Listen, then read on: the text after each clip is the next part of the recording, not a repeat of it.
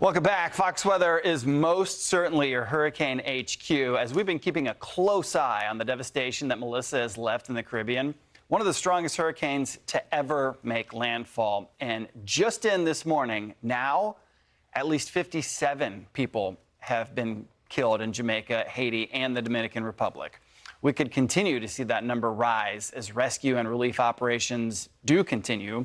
The U.S. has been deploying first aid missions to Jamaican shores to deliver much needed aid to Jamaicans impacted by the storm.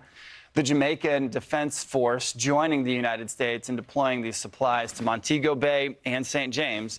Robert Ray has been live all week doing an incredible job covering the disaster.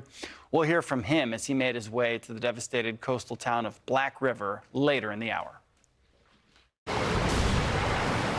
Well, let's quickly recap what happened in Jamaica with Melissa and get some of the very latest on what they can expect in their recovery. You can see how classic of a hurricane this was. When you have something that was as powerful as a Category 5, you expect a fully formed center of circulation. This is as it made its way onto shore near New Hope, Jamaica. That was the landfall. It happened at around 1 o'clock Eastern time for this area. And, in speaking to Robert Ray, he said that the folks in Jamaica were grateful that it happened during daylight hours. They don't know what the end result would have been if it was overnight. It was a Category 5 upon arrival, tied as the strongest hurricane to ever make landfall at 185-mile-per-hour max winds. It tied the Labor Day hurricane back on September 2nd of 1935. So just think about it. It's been really a whole generation. We maybe still have a few folks that could still be alive back from 1935, but overall, most of us have seen nothing like this.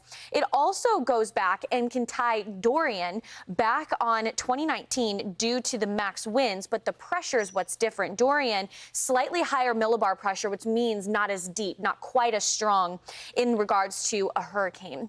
Now, what's interesting about this is right now it ranks as number 3 when you look at it on the wind speed, tied with many others, but we've had some dropsons that reported 215-mile-per-hour winds at the surface. Now, dropson came from a hurricane hunter. They were making multiple passes through that center of circulation.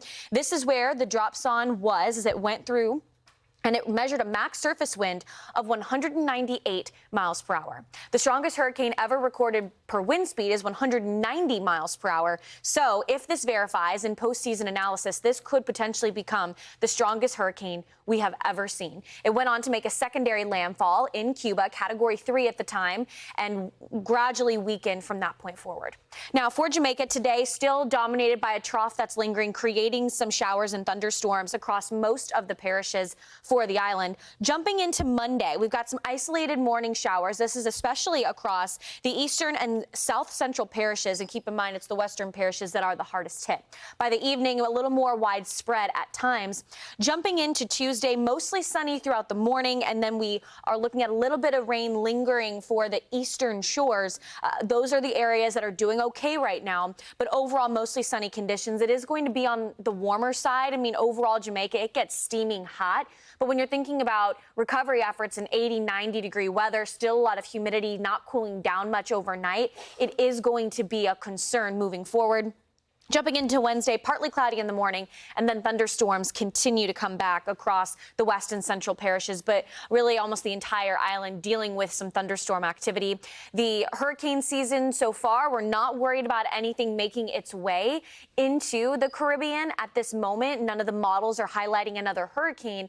However, the MJO, the Madden-Julian Oscillation, which would help support more convective development just in the way of thunderstorms, could potentially be moving over into the Caribbean by mid-November, which means we could still see an active weather pattern. And that is a big concern for Jamaicans who many are still living in absolute rubble.